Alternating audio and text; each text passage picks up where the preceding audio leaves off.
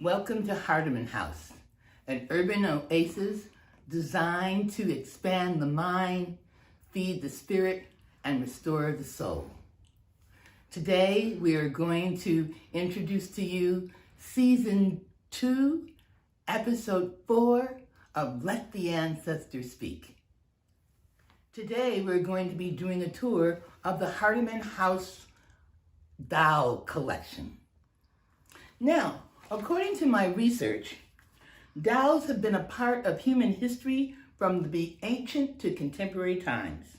They have been used as playthings, teaching toys, preparation for future roles as caregivers and community contributors, and as cultural custodians. They have been used as comforts for the human soul, carriers of ancestral memory, and mediums for value, construction, and spiritual alignment. Dolls were also indicators of social and aesthetic values. So there have been many studies where young Black kids are given two dolls, a white doll and a black doll, and asked which one was good and which one was beautiful. And unfortunately, more often than not, they picked the white doll. And that's because the acculturation that they had been exposed to has said white is right. Well, what we've been trying to do in the Black community is to reverse that, to re-image that, so children can see the beauty of themselves. This is a picture of my first doll. As you can see, my doll didn't look anything like me. So as a result, I made a vow that wherever I traveled in the world, I would find Black dolls so I could bring home, so Selma would have images of herself as a person who populated the entire world with beauty and grace. So here are some of the dolls in the Hardeman doll collection. As I mentioned, dolls have always been used as play toys, as ways of teaching people about social customs and morals and expectations.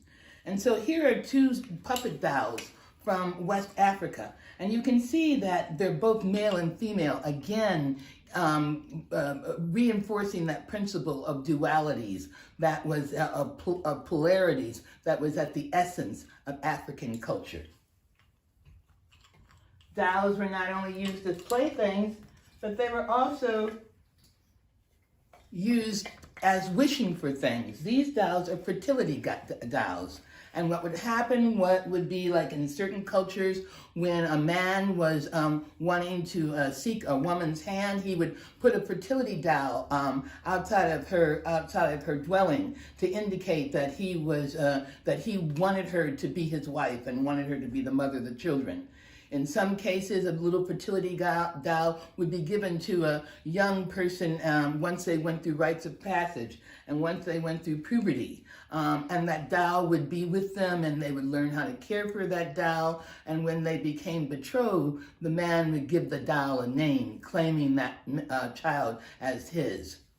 So fertility dolls were seen throughout Africa.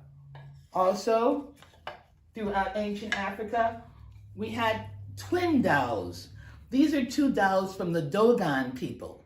And the notion was that when a twin would die, you would automatically make another doll because they understood that things were both spiritual and material, and they didn't want the dead twin to pull the live twin into the land of death. And so if they could put the replica of the past twin, then that twin would be locked on the earth, and both of them would be able to have a physical life before they were joined again into their spiritual life.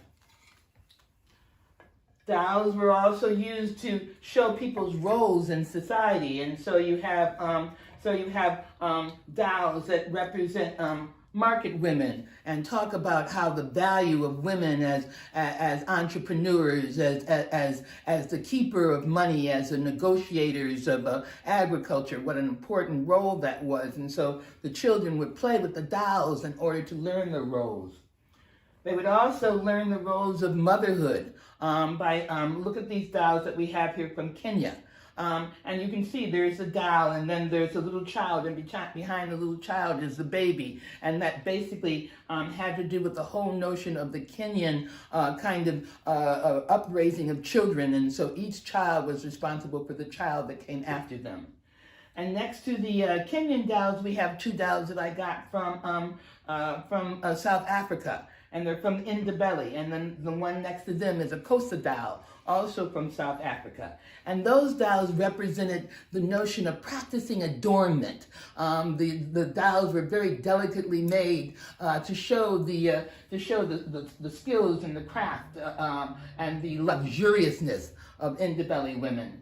And then next to them are two dolls that are from across the ocean. Two dolls that represent our lives on the plantation, our lives as people working consistently, but at the same time holding on tightly to family. Now this doll I got in Salvador Bahia in Brazil.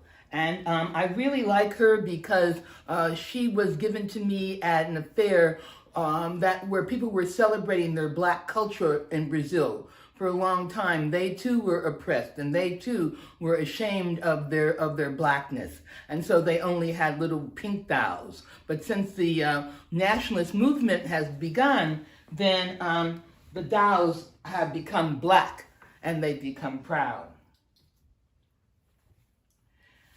This doll is from Cuba. And it too was given to me at a celebration of black consciousness. That all over the world, people are saying that it's really important to have dolls and images that look like them, that celebrate like them, that prove that in their glory that living black may not be easy in some of these countries, but it still feels good and it's something to celebrate about. And this is a Minata. A Minata is a doll that was made by Mo Morris about 25 years ago. And she was a doll that accompanied us. We went to Cameroon. So she has sat on the laps of kings. She has danced at weddings. She's been a kind of like kindred spirit that has traveled the world. But this doll is very special. 2 years ago, I was in Haiti, and I was at a gathering that had been sponsored by Professor Bellows, who is an amazing historian of the Haitian Revolution and a storyteller and a cultural custodian. And she had a group of children gathered in her yard, and she was teaching them the history of Haiti. They were learning about the flag, they were learning about Toussaint Louverture, they were learning about Jean-Claude Dessalines, and they were learning about all the heroes and sheroes of the revolution. And when they finished with the history part, she went in her house and brought out a large trunk. And in the trunk were these little dolls. And she gave the dolls to all the little girls. They were like 5 and 6 year old kids all assembled in her backyard. And she talked to them about how beautiful these dolls were and how beautiful their skin was and how it was so lovely and how blessed they were to be brown and black. And then when the little boys started giggling, she said, "Oh, no. Taking care of babies is not just the task of women, it's also the task of men." And so she had the little boys learn how to hold the dolls and to talk to the dolls. And I looked at this and I thought, what a beautiful thing. She's using these dolls to teach the kids about her beauty. And then I asked, where did these dolls come from?